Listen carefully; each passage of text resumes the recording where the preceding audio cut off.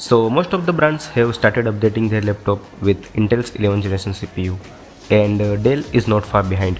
They have launched Dell 5402 with Intel's 11th generation CPU, and it is now available for purchase on the Dell's website. So watch the full video and I will tell you everything about it.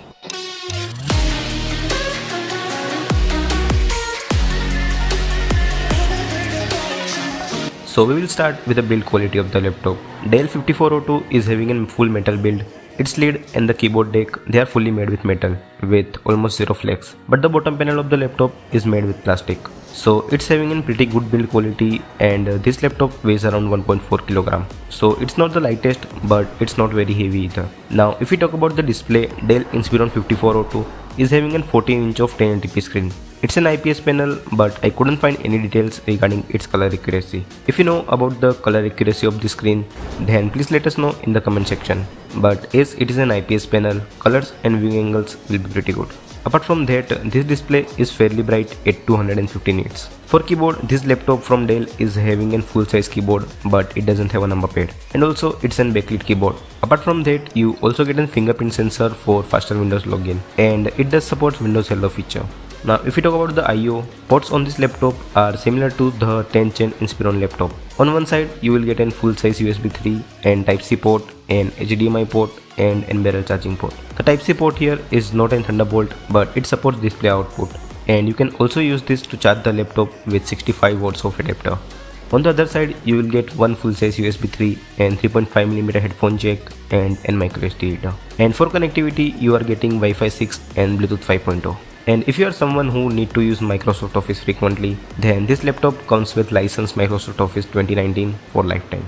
So that's the overview of the laptop. Now let's talk about its internals. So the main highlight of this laptop is that it is having latest Intel's 11th generation CPU. You can go with i5 11th gen or i7 11th gen. And here we will not get into details about the CPU, but this 11th generation CPUs are significantly more faster than 10th gen CPUs. Here you can see i5 11th gen CPU is faster than i7 10th gen CPU, which is really good. Both i5 and i7 are core CPUs with 8 threads. You can select any of them and both will be enough for every day-to-day task, but obviously i7 will be faster.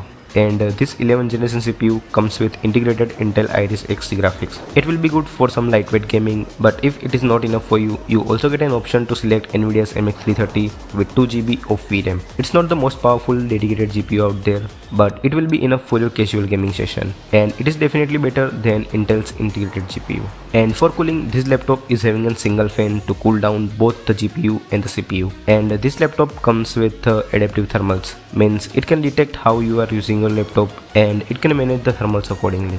Apart from CPU and GPU, you are getting 8GB of DDR4 RAM. Also remember that this is faster 3200 MHz RAM. And for storage you get 512GB of NVMe M.2 SSD. And if this much RAM is not enough for you, upgradability is not an issue here. You can upgrade RAM to 32GB by using two modules of 16GB, and you can get an extra M.2 slot to add another SSD, but you can't add an hard disk.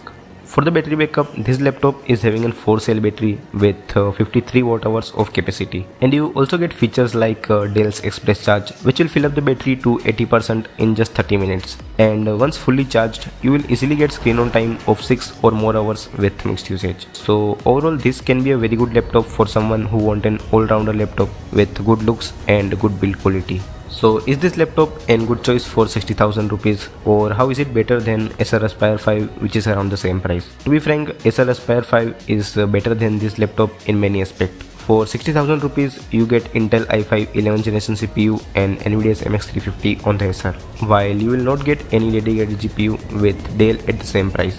But on the Dell you get faster 3200 MHz RAM and upgradability up to 32GB. So in my opinion, it is not the best value, but if you want a thin and lightweight laptop with good build quality from Dell, then this is a very good option.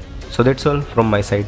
Give us a thumbs up if you liked the video, or thumbs down if you didn't, and let me know about your opinion in the comment section, or feel free to ask any question. Thanks, I will see you in the next video. Stay home, stay safe.